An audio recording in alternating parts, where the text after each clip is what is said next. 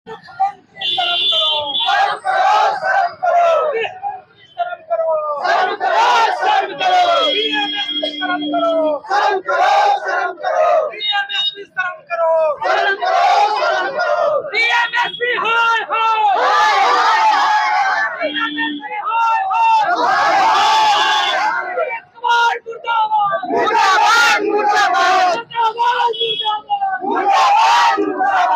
कहिएगा, नालंदा के बेटी को न्याय नहीं मिल रहा है। आप लोग जो है धरना पे बैठे हुए हैं, तमाम सोशल मीडिया पे चल रहा है कि उसके जितना भी अपराधी था उसे गिरफ्तार कर लिया गया है, लेकिन फिर भी आप नालंदा के इस बिहार शरीफ में धरना पे बैठे हुए हैं। आखिर क्यों धरना तो हम लोग इसलिए बैठे हुए हैं कि अपराधी गिरफ्तार हुआ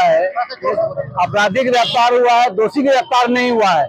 यहाँ का दोषी डीएम और एसपी है, क्योंकि उसके पास कानून को मेंटेन करने का, कानून की रक्षा करने का जिम्मेदारी है, और वो अभी जेल में नहीं है। तो सबसे पहले जो है डीएम और एसपी को जो है जेल में करना है, और मुख्यमंत्री और गृह मंत्री दोनों ये रिजाइन करे, क्योंकि उसके मुख्यमंत्री का ये गृह जिला है, और जो यहाँ का जो गृह मंत्री है वो कहता है कि हम बुलडोजर राज चलाएंगे, और जब हमारे बेटियों बहनों के चिरहरण होता है, मणिपुर को दोहराया जाता है, तब वो चुप रहता है।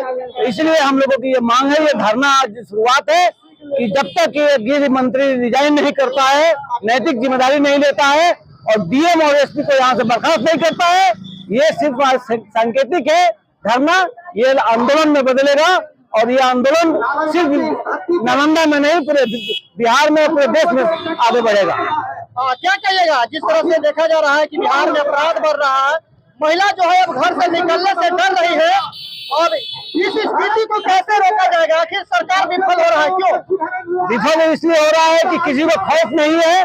इसीलिए ये धरना के माध्यम से हमारा डिमांड है कि इसकी सजा नियुक्त होना चाहिए। सिर्फ अपराधी इसका दोषी नहीं है, इसका दोषी लॉ एंड ऑर्डर को मेंटेन करने वाला यहाँ का डीएम और एसपी दोषी है, उसको पहले जेल में जाना चाहिए, उसको जेल में करना चाहिए। और जो गृह मंत्री है, जिसका जिम्मेदारी है कि वो यहाँ का कानून व्यवस्था को ठीक करे, कानून का डर नहीं है किसी को, न ही डीएम को है, न एसपी को है, न ही थानेदार को है, और न ही आम पब्लिक को है। जो मन करता है वो करता है। ये मणिपुर का जो है पुनरावृत्ति है, और ये यदि हम नहीं रोक पाए तो ये जानिए कि मणिपुर हर जगह होगा। हम इसको रोकना चाहते हैं, और इसके लिए हम धरना की शुरुआत से हम शुरू किए हैं, और ये मांग के साथ डीएम एसपी को मुकदमा चलाओ, डीएम एसपी का। देखा जा रहा है कि कुछ लोग जो है तख्ता लेके प्रदर्शन कर रहे हैं कि दोषियों को फांसी दिया जाए। क्या लगता है, फांसी उचित है? नहीं, निश्चित रूप से ये कानून का काम है, मेरा काम नहीं है। कानून इसको देखेगा, और आपके माध्यम से जो चर्चा में आई है घटना, उसके हिसाब से हमको लगता है कि निश्चित रूप से फांसी भी इसके लिए कम है। उसे भी कठोरतम सजा के प्रावधान होना चाहिए। किसी की महिला को सरेआम जो सार्वजनिक जगहों पर चिरहरण करना, ये किसी का हत्या से भी बड़ा घटना है। मैं शशिभूषण पंडित हूँ, अति पिछड़ा प्रदेश अध्यक्ष कांग्रेस पार्टी। आज इस धरना में बैठे हुए हैं, किस मकसद से आए हैं? लेकिन नालंदा की जो घटना है, केवल नालंदा की नहीं है, ये पूरे देश को झकझोर के रख दिया है।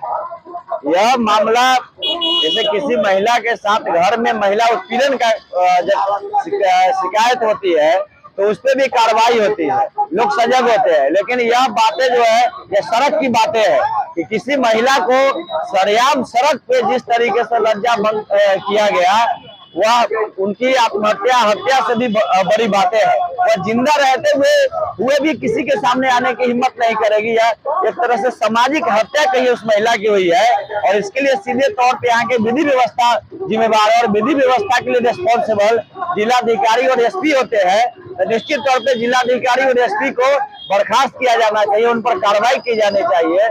साथ ही साथ गृह मंत्री जो है, जो दावा करते हैं कि महिलाओं के लिए हम सुरक्षा का काम कर रहे हैं, ये इकलौता केवल नालंदा का मामला नहीं है। ऐसी घटनाएं बिहार के अलग अलग हिस्सों में हमेशा घट रही है।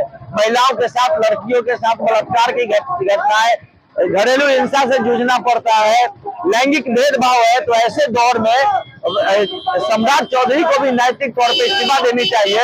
और अंतिम बात हम नीतीश कुमार जी से कहना चाहेंगे, बिहार की सरकार, बिहार के मुख्यमंत्री नीतीश कुमार है, महिला को आरक्षण दिए, महिला को बराबरी की बात करते हैं, लेकिन ठीक है आपने आरक्षण दिया, लेकिन जब महिला की इज्जत ही नहीं रहेगा, उनकी आबरू ही नहीं बचेगा, तो वो उस आरक्षण को लेकर क्या करेंगी। तो सीधे सीधे सरकार आपकी जो विधि व्यवस्था है महिलाओं के लिए, उसकी पोल यह घटनाएं और ऐसी घटनाएं खोल रही है। निश्चित तौर पे आपको भी इस्तीफा दे देना चाहिए। और यही बात आपके माध्यम से हम सरकार को कहना चाहेंगे। आज धरना प्रदर्शन पे बैठे हुए हैं, क्या कारण है, किस लिए? कारण ये है कि जब 16 से नालंदा जिला में गरीबों का कोई इज्जत का मान सम्मान नहीं, और बार बार गरीबों का ही इज्जत लूटा जा रहा है। चाहे इज्जत लूटा जाए, चाहे उसे दारू से लूटा जाए, माने किसी तरह से भाजपा जब भी मिलकर के गरीब को लूट रही है, लूटने के सिवा कुछ नहीं। तो नीतीश जी का यहाँ घर है जी, नीतीश जी कहते हैं कि मेरे शासनकाल में सुशासन का सरकार है, और अब जो है यहाँ इस तरह के घटने घट रहा है। अगर उनकी घर होती तो ऐसा नहीं होता, अगर उनकी घर होती तो ऐसा नहीं होता। घर नहीं है, यही कारण है कि नालंदा जिला एकदम दर पर दर नीचे की ओर गरीबों को अत्याचार पे ओर ले जा रही है। मानी गरीब पर अत्याचार से कमी नहीं हो रहा है, और हम लोग चाह रहे हैं कि जब तक हम लोग गरीब अत्याचार नहीं होंगे, जब तक की सरकार समझने वाली नहीं है। इसीलिए बार बार पहले चीरहरण हुआ था, जो सुने थे कि रामायण महाभारत में चीरहरण, लेकिन अब तो आंखों देखा हाल देख रहे हैं कि नीतीश कुमार के गया जिला में चीरहरण हो रही है। मेरा नाम रामप्रीत चौहान, गरीबों का नेता, आती पिछड़ा, जहाँ आवाज उठती है वहाँ रामप्रीत तैयार रहता है। बस, धन्यवाद। क्या लग रहा है इस धरना से सरकार झुकेगी? सरकार झुके नहीं झुके, गरीब को ताकत बनेगी और सरकार को झुका देंगे। गरीब में ताकत जब बनेगी ना, सरकार को झुका देंगे, इसमें कोई कमी होने वाली नहीं है।